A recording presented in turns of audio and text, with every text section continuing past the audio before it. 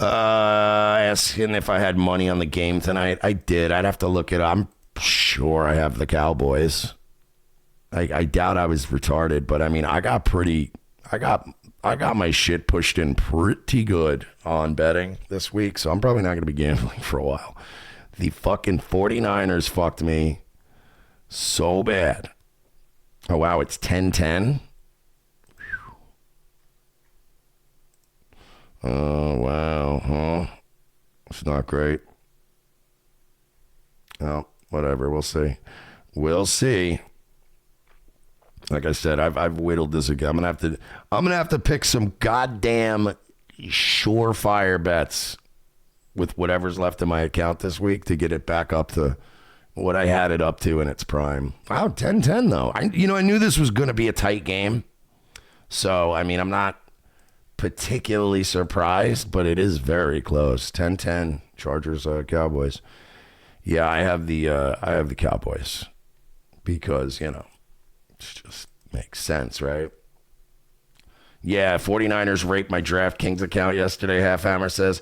The 49ers. And who else? There was 2 teams that fucked me this week. I can't remember the other one. I'm not going back into my account now. But the 49ers, who was the other sure bet this week that lost? The Eagles. I'm sorry. Yeah, the Niners fucked me. The fucking Eagles. The Eagles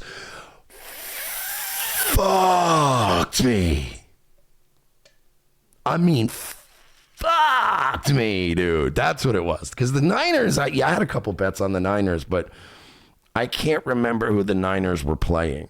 But I do remember the Niners were playing a team that I was like, they probably won't beat the Niners, but they're going to give the Niners a nice little fucking dust up. I can't remember who the Niners played this week, but the Eagles lost to the goddamn Jets.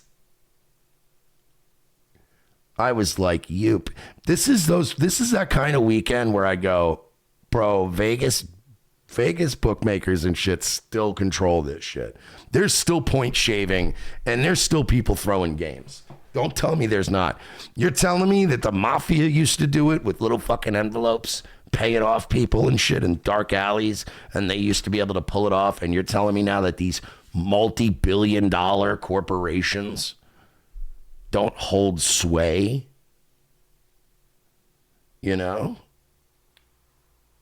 Or even that some of these teams don't just hey, let us win one at home. You know what I mean? So yeah, I charged like a fucking, where is it? I'm sure I've got a couple here. Yeah. What a mark. And coming out of your check, you fucking mark. That's how that felt this week.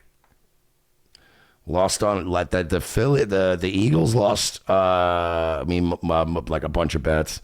49ers lost me a couple bets, and then some fucking Kenyans ran wild with my shit.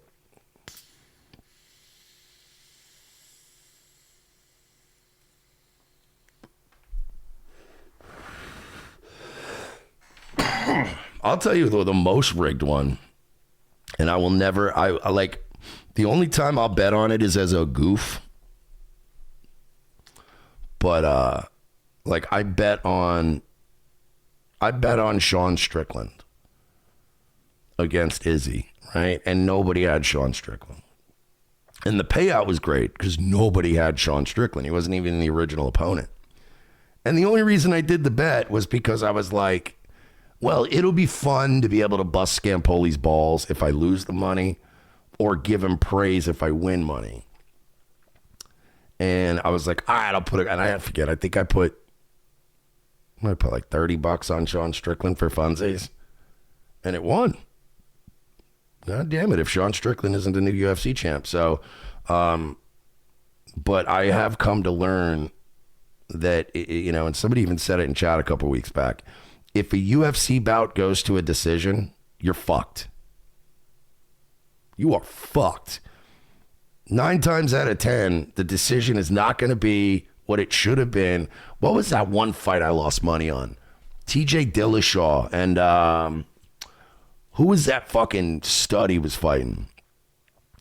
It's like TJ Dillashaw was coming back from an injury and he wasn't really looking like his old self. And there was some young buck that he fought that I put money on, and everybody's like, this guy, man, he's fucking nasty. And he beat him. I mean, everybody, I watched people who weren't even rooting for the guy that were like, he got robbed. You know what I mean? It was one of those where when I was at a bar watching that UFC fight, and literally every single person at that bar went, that's fucking egregious.